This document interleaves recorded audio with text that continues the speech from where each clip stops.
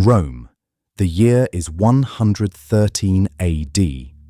At this exact moment, the Roman Empire is at its absolute peak. Under Emperor Trajan, the empire's borders stretch from the Scottish Highlands all the way to the sands of the Sahara. It is the first time in human history that 1.2 million people are packed into a single place. But we aren't here to talk about the emperors or the maps. We want to know what it felt like to actually survive here. Not as a senator in a villa, but as a regular person fighting for space in the world's first true megacity. They lived harder than we do. I was actually born in Rome and moved to the United States when I was still young. But now, when I go to Rome, we head to Bar San Callisto in Trastevere for an aperitivo. We sit back and reminisce about 10 years ago, remembering the neighborhood legend everyone loved, Il Vichingo, casually standing there with his Campari, doing nothing in particular, just existing. We soak in the atmosphere, the laughter, the ease of it all. But 2,000 years ago, life here was nothing like that. In a single month, the people of ancient Rome faced more hardship, violence, and uncertainty than most of us will experience in an entire lifetime. I've used advanced AI, trained on the latest archaeological data, to bring the real Rome back to life. We aren't just looking at the white marble monuments. We are diving into the grit, the deafening noise, the smells, and the danger of the streets. From the first light of dawn to the pitch black of midnight, this is the reality of life in the capital of the world. The day doesn't start at sunrise. It starts at 4 a.m. in pitch blackness, and it starts with noise. Rome had a law called the Lex Julia, which banned heavy wagons from the streets during the day to prevent gridlock. That meant all the supplies for a city of 1 million people, the timber, the grain, the wine, the stone for the monuments, had to be delivered at night. So while you're lying in bed in your insula, a cramped 6-story apartment block made of wood and brick, the street outside sounds like a construction site. Iron wheels grinding against stone pavers, oxen bellowing, drivers shouting curses at each other. There is no glass in your windows, just wooden shutters, so the dust and the noise come right in. You wake up before the sun because the city literally shakes you awake. By 6 a.m., the sun is breaking over the Esquiline Hill and the heavy wagons are clearing out. You stumble out of your apartment and the first thing that hits you is the smell. It's a mix of wood smoke, unwashed bodies, and the distinct stench of garum, a fermented fish sauce Romans put on absolutely everything. You grab a quick breakfast, usually just bread dipped in wine, and you head out. You have to watch your step. The streets are narrow, winding, and slippery because people empty their chamber pots out the windows. You head straight for the heart of the world, the Roman Forum. Walking into the Forum Romanum at 8 a.m.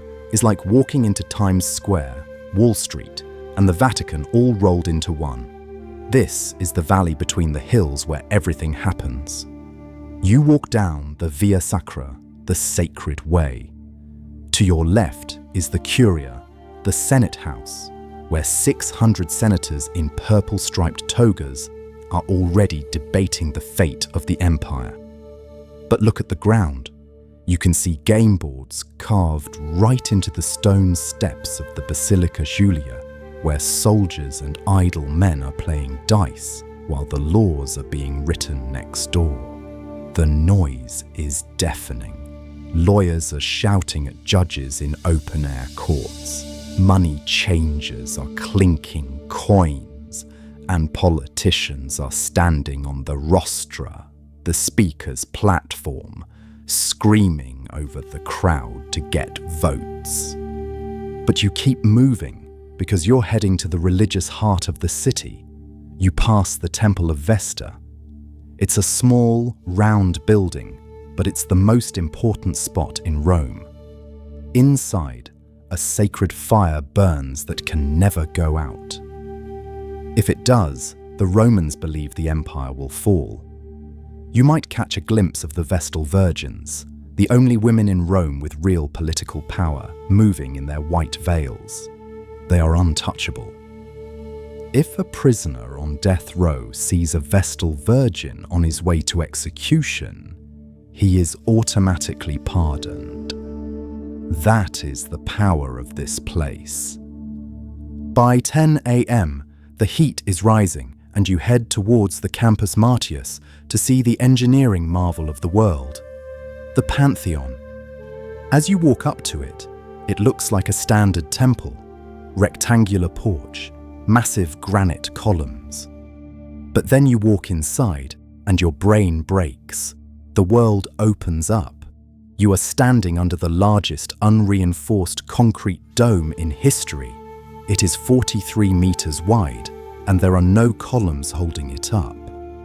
The only light comes from the oculus, a 9-meter wide hole in the center of the roof. At this time of day, a solid beam of sunlight is cutting through the darkness like a laser, illuminating the colored marble floor. It feels like the eye of Jupiter looking right at you. The air inside is cool and smells of incense. This is where the Romans came to be reminded that they were masters of the universe. They didn't just conquer land, they conquered gravity. But let's be honest, you aren't in Rome for the architecture. You're here for the spectacle. It's 12 p.m. and the city is moving in one direction, towards the massive stone oval at the end of the Via Sacra. The Flavian Amphitheatre, the Colosseum. Getting inside is a nightmare. It holds 50,000 people, and they are all trying to get in at once. You have a tessera, a clay pottery shard that acts as your ticket. It has your entrance number, row, and seat carved into it. You find your gate, there are 80 of them, and you enter the vomitorium. That's not a place to throw up. It's the architectural term for the tunnels that spew people out into the stands. The crowd control is better than a modern football stadium. 50,000 people can be seated in 15 minutes flat. You climb up to the cheap seats near the top. The first thing you notice isn't the view, it's the smell. It's a mix of sweat, exotic animals, blood, and saffron perfume that is being sprayed into the air by hidden misters to mask the stench of death. It is hot, but you look up and see the Velarium, a massive canvas awning stretched over the top of the stadium to shade the crowd from the sun, operated by a unit of sailors from the Imperial Navy who climb the rigging like they are on a ship. The morning was for animal hunts, lions, bears, elephants being slaughtered. Lunchtime was for public executions of criminals. But now it's 2 p.m., the main event, the gladiators. A hush falls over the crowd as the editor of the games signals the start. 2 men walk out onto the sand, the arena, which is there to soak up the blood. One is a retiarius, armed with a net and a trident, practically naked. The other is a secutor, heavily armored with a helmet and a short sword. This isn't a chaotic brawl, it's a professional sport. They are the celebrities of their day, Women carve their names into walls. Men bet fortunes on them. The fight is technical, brutal, and loud. The sound of steel on shields echoes off the travertine walls. When one man goes down, the crowd goes feral. They scream, "Mitte, let him go," or "Jugula, cut his throat." The emperor, sitting in his box, listens to the noise. If the fighter fought bravely, he lives to fight another day. If he was a coward, he dies right there. And then, attendants dressed like Sharon, the ferryman of the underworld, come out to verify the death. One smashes the body with a mallet, another pokes it with a hot iron. Then they drag him through the Porta Libitinensis, the gate of death. The sand is raked over, fresh blood is covered, and the next pair comes out. This is the Roman pressure valve.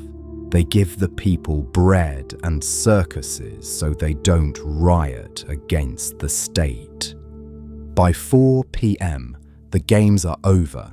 You are pumped full of adrenaline, dusty and exhausted. It's time to wash the city off you. You head to the baths of Caracalla. These aren't just bathtubs. They are massive leisure complexes the size of shopping malls. And they are cheap. Entry costs less than a loaf of bread. Senators, soldiers, and shopkeepers all mingle here. You strip down in the locker room, the apoditerium, and head to the palestra to lift weights or wrestle. Then you move through the rooms, the tepidarium, warm room, the caldarium, hot steam room, which is heated by massive underground furnaces stoked by slaves, and finally, the frigidarium, cold pool, to shock your pores shut. You are covered in olive oil and sweat, and you use a metal tool called a strigil to scrape the dirt off your skin. This is the social network of Rome. This is where business deals are closed, marriages are arranged, and gossip is spread. For an hour, everyone is just naked men in the steam, and the rigid class structure melts away. By 6 p.m., as the shadows get long, it is time for the cena, the main meal. If you were rich, you'd be reclining on a couch in a dining room called a triclinium, eating exotic foods like dormice stuffed with pork, or ostrich, or flamingo tongues, drinking wine mixed with honey. But for the average Roman, you grab food from a thermopolium, an ancient fast food counter serving hot stew and wine. You eat it on the street or sitting on a stool. As the sun sets, the city changes instantly. There are no streetlights. Rome at night is pitch black and terrifying. The only light comes from the oil lamps in windows or the torches of passing rich men who travel with armed guards. You don't go out at night if you can help it. Muggings are common. Bad things happen constantly, and people are often just dumped into the Tiber River. There is no real police force, just the vigiles, firefighters who double as night watchmen. But they can't be everywhere. You head back to your insula, climb the 6 flights of rickety stairs and lock your door. You lie down on your straw mattress. The noise of the market is gone, but now the heavy rumble begins again. The wagons are back. The stone for the next temple, the grain for tomorrow's bread, the lions for tomorrow's games. It's all rolling into the city. Rome never sleeps. It just reloads. Standing there at the window, looking out over the silhouette of the Colosseum against the moon, seeing the smoke from thousands of cooking fires drifting up into the starlight, you realize that this isn't just a city of marble ruins. It was a machine that ate resources, burned energy, and churned out the most powerful civilization in history. But in those 24 hours, they packed in more life, more glory, and more sheer human intensity than anywhere else on Earth. The sun will be up in a few hours, the games will start again, and the machine will keep turning. That was Rome. If you want to learn more about history, get Paladin and take your skills to the next level with fun bite-sized history that fits in your pocket.